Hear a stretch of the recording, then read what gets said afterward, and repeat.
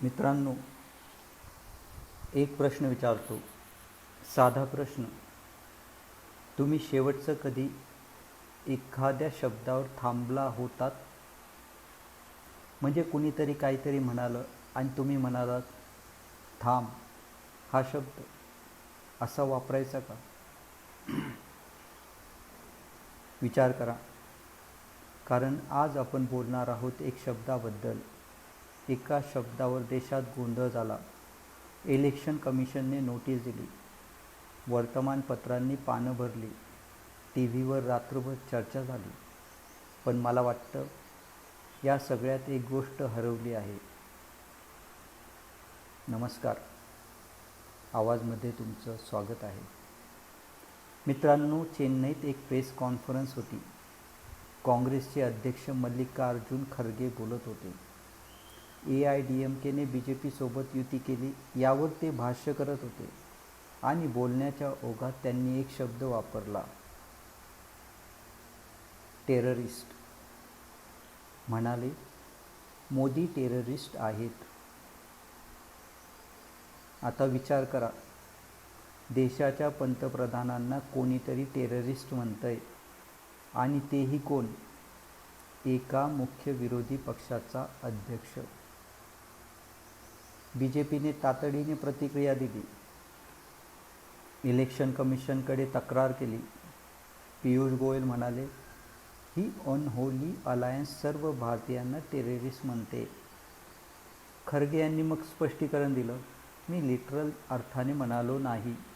म्हणायचं होतं की मोदी विरोधी पक्षांना ED, CBI, इन्कम टॅक्सच्या माध्यमातून टेरराईज करतात, घाबरवतात.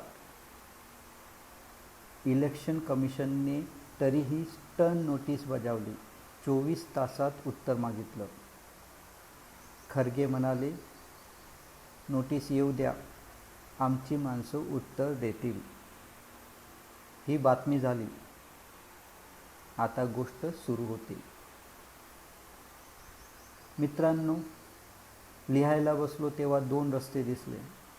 एक रस्ता होता खरगे चूक की बरोबर यावर बोलणं, कोण कोणाला काय बोललो, कोणी आधी काय बोललं ते काउंटिंग करत बसणं.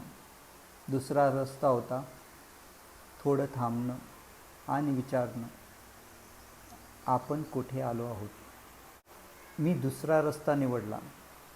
कारण मित्रांनो, खरगे यांचा शब्द एक सिम्पटम आहे. आजार वेगळा आहे. विचार करा, गेल्या काही वर्षात राजकीय भाषा कशी झाली आहे. मी तुम्हाला फक्त शब्द आठवून देतो. कोणी कधी कुणाला म्हणालं ते मी सांगणार नाही, कारण ते सगळ्या बाजूंनी झालं आहे. देशद्रोही, तुकडे तुकडे गँग, जिहादी, अर्बन नक्षल, खोटारडे, चोर, हुकुमशहा आणि आता टेररिस्ट. मित्रांनो, हे सगळे शब्द कुठून आले? हे शब्द आपण युद्धात वापरायचे होते, दहशतवादाविरुद्ध वापरायचे होते, एका सीमेपलीकडच्या शत्रूसाठी वापरायचे होते. आज आपण ते आपल्याच लोकांसाठी, आपल्याच नेत्यांसाठी, आपल्याच शेजाऱ्यांसाठी वापरतोय. भाषा झिजली आहे मित्रांनो, भाषा झिजली आहे. मला एक गोष्ट सांगायची आहे. काल संध्याकाळी मी एका चहाच्या टपरीवर थांबलो. एक काका चहा पित होते. साधे काका, पांढरा शर्ट, पायजमा, हातात मोबाईल. ते मोबाईलवर व्हिडिओ पाहत होते आणि शेजारच्या मित्राला म्हणाले, बघ बघ, हा माणूस, ह्याला तर थेट गोळी मारायला हवी. मी थांबलो. चहावाला भाऊ माझ्याकडे बघत होता. त्यानेही ऐकलं होतं. मी काकांना विचारलं नाही कोणाबद्दल बोलताय, कारण उत्तर मला माहीत होतं. कोणीतरी राजकीय व्यक्ती असणार, कोणत्या तरी पक्षाचा. मी फक्त एक प्रश्न विचारला, काका खरंच? गोळी? ते क्षणभर थांबले, मग म्हणाले, अरे बोलण्यासाठी म्हणालो रे, बोलण्यासाठी म्हणालो. मित्रांनो, हीच ती जागा आहे जिथे आपण पोचलो आहोत, जिथे गोळी मारायला हवी हा वाक्प्रचार बोलण्यासाठी होता, जिथे टेररिस्ट हा शब्द बोलण्यासाठी होता, जिथे देशद्रोही हा शब्द बोलण्यासाठी होता. शब्दांचं वजन हरवलंय, शब्दांचं वजन हरवलंय. आता मला दोन्ही बाजूंनी प्रामाणिक प्रश्न विचारायचे आहे. पहिला प्रश्न खरगे यांना. सर, तुम्ही म्हणालात मी लिटरल या अर्थाने नाही म्हणालो. मान्य आहे, राजकारणात अतिशयोक्ती होते, पण सर, तुम्ही 83 वर्षाचे आहात. तुम्ही नेहरू गांधी काळातले काँग्रेसी आहात.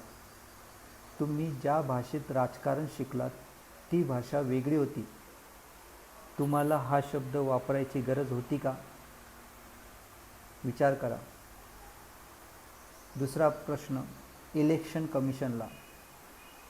सर, तुम्ही खरगे यांना नोटीस दिली, योग्यच आहे, पण गेल्या 2 वर्षात किती नोटीस गेल्या?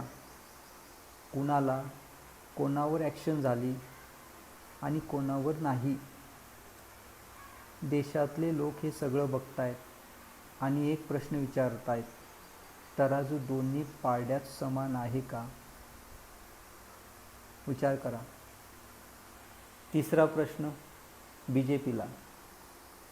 तुम्ही म्हणालात ही अनहोली अलायन्स आहे, भारतीयांना अपमानित करतायत. मान्य, पण सर, गेल्या 10 वर्षात तुमच्याच पक्षाच्या नेत्यांनी विरोधी पक्षांच्या लोकांसाठी कोणते शब्द वापरले? आंदोलनजीवी, तुकडे तुकडे, जयचंद. तुमच्या भाषेत आणि खरगे यांच्या भाषेत फरक काय? विचार करा. चौथा प्रश्न आणि सगळ्यात महत्त्वाचा, आपल्याला, मला आणि तुम्हाला. मित्रांनो, हे नेते जे बोलतात ते आपण व्हॉट्सॲपवर फॉरवर्ड करतो, ट्विटरवर लाईक करतो, चहाच्या टपरीवर रिपीट करतो. आपण त्यांना ही भाषा वापरायला बक्षीस देतो. जोपर्यंत आपण टेररिस्ट, देशद्रोही, जिहादी हे शब्द क्लॅप करून ऐकू, तोपर्यंत नेते हेच शब्द बोलणार. विचार करा. शेवटी एक छोटीशी गोष्ट सांगतो. माझ्या ओळखीच्या एक आजी आहेत, 80 वर्षाच्या, खेड्यातून शहरात आल्या. नातवासोबत राहतात. नातू इंजिनिअरिंग करतोय. दिवसभर TV वर न्यूज बघतो. रात्री जेवताना आजीला सांगतो, आजी बघ ना, हे बघ, यांना तर. आणि मग एक शब्द. आजी एकदा त्याला म्हणाली, बाळा, तू त्या माणसाला कधी बघितलंस? नातू म्हणाला, नाही. त्याच्याशी कधी बोललास? नाही. मग एवढा राग कुठून आला रे तुझ्यात? नातू उत्तर देऊ शकला नाही. मित्रांनो, हीच आपली परिस्थिती आहे. आपल्याला राग आहे, पण ज्यांच्यावर राग आहे त्यांना आपण कधीच भेटलो नाही. आपण फक्त त्यांच्याबद्दल बोललेले शब्द ऐकले आहेत. आणि शब्द हे शस्त्र असतात. मित्रांनो, शब्दांनी माणसे मारली जातात. शब्दांनीच लोकशाही मारली जाते. मित्रांनो, आज मी निर्णय देत नाही. खरगे चूक की बरोबर तुम्ही ठरवा. इलेक्शन कमिशनच्या नोटीसचं काय होईल? काळ ठरवेल. BJP आणि काँग्रेस पुढच्या निवडणुकीत काय बोलतील आपण बघूच. पण मला एक विनंती करायची आहे. उद्या फक्त एक दिवस एक प्रयोग करा.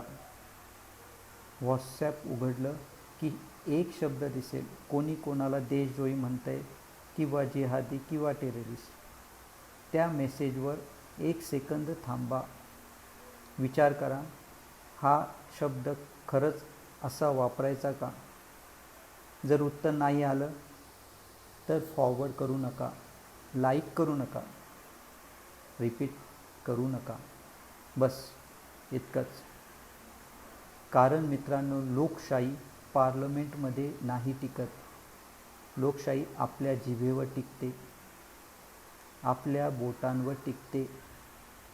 आपण कोणते शब्द वापरतो, कोणते वाढवतो, कोणते थांबवतो, त्यावर लोकशाही टिकते.